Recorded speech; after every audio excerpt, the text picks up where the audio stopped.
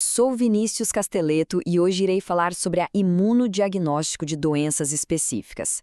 Basicamente, a gente vai ver como um exame de sangue comum se transforma numa verdadeira investigação forense, aprendendo a decifrar as pistas que o nosso sistema imune deixa para trás. Para a gente desvendar esse caso, vamos seguir a trilha completa da investigação, ok? A gente começa com um alarme geral que dispara no corpo, depois vamos atrás da pista específica que aponta para o culpado, aí a gente identifica o suspeito e, no final, chegamos ao veredito. Então, como é que isso é possível? Bom, a resposta está em aprender a decifrar os sinais que o nosso sistema de defesa espalha pelo campo de batalha.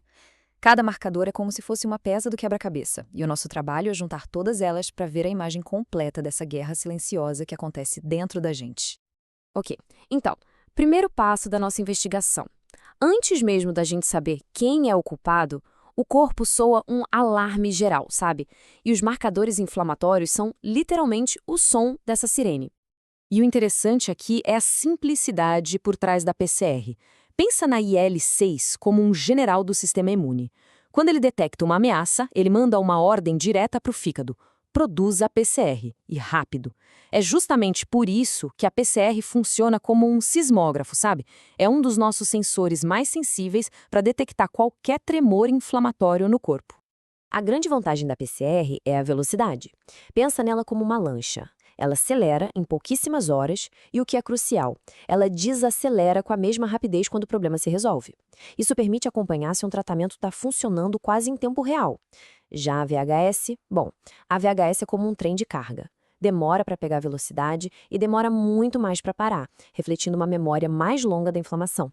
Esse gráfico aqui ilustra um ponto super importante. A magnitude da resposta da PCR pode nos dar uma pista. Uma infecção bacteriana invasiva, por exemplo, costuma causar mais destruição de tecido e isso dispara uma resposta inflamatória muito mais intensa. O resultado? Níveis de PCR bem mais altos, muitas vezes acima de 100.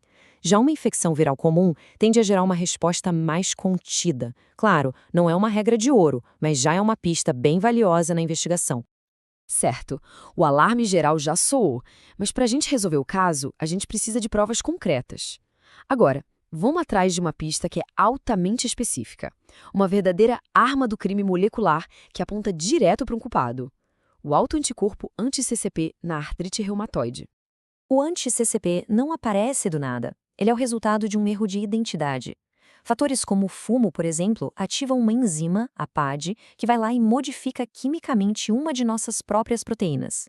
Essa proteína, modificada agora com citrulina, se torna irreconhecível para o sistema imune, que passa a vê-la como uma invasora. A partir daí, é guerra declarada contra o próprio corpo, o que culmina na produção desses anticorpos bem específicos. E aqui está o poder desse marcador.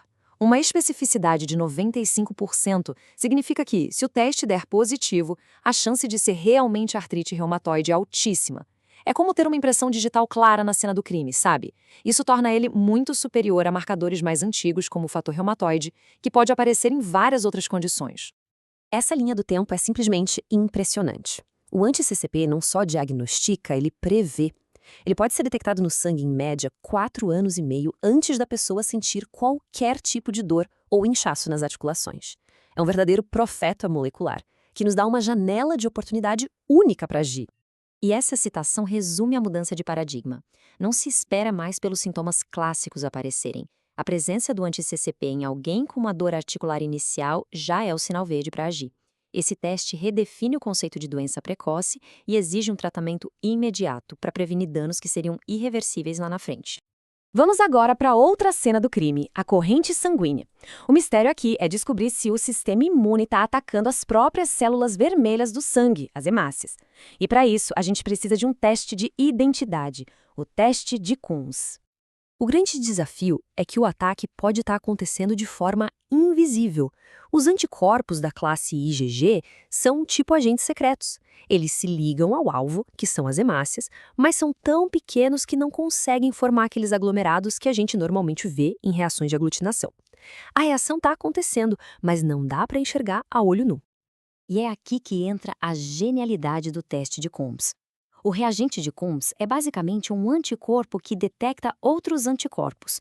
Ele age como uma ponte, conectando os anticorpos IgG que já estão ligados nas hemácias. E ao fazer isso, ele força a formação dos aglomerados, revelando aquela reação que antes era invisível. A diferença entre os testes direto e indireto está na pergunta que se faz. O Coombs direto, ou TAD, ele olha para as células do paciente e pergunta: o ataque já está acontecendo? Já o Coombs indireto, ou TAI, olha para o soro do paciente e pergunta: existem anticorpos aqui que poderiam atacar? Ou seja, um investiga um crime em andamento, o outro investiga uma ameaça em potencial. E essa tabela mostra como a gente pode refinar ainda mais a investigação. Usando reagentes específicos, como o anti-IgG e o anti-C3D, dá para descobrir não só se há um ataque, mas como ele está acontecendo. Na anemia hemolítica autoimune, por exemplo, o padrão dos resultados nos diz se a causa é um anticorpo IgG, que age no calor, ou um IgM, que age no frio. Essa distinção é fundamental, porque ela guia diretamente a escolha do tratamento mais eficaz. Então, ao juntar todas as pistas, o alarme geral da PCR, a impressão digital do anti-CCP e a verificação de identidade do Coombs, o poder do imunodiagnóstico fica muito claro. Esses testes representam uma revolução de verdade. A gente deixou de apenas reagir aos sintomas para identificar a causa molecular por trás deles.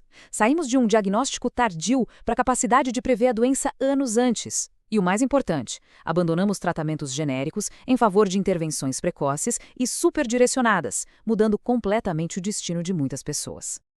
Recapitulando os papéis da nossa equipe de investigação, a PCR atuou como sismógrafo, detectando os primeiros tremores da inflamação.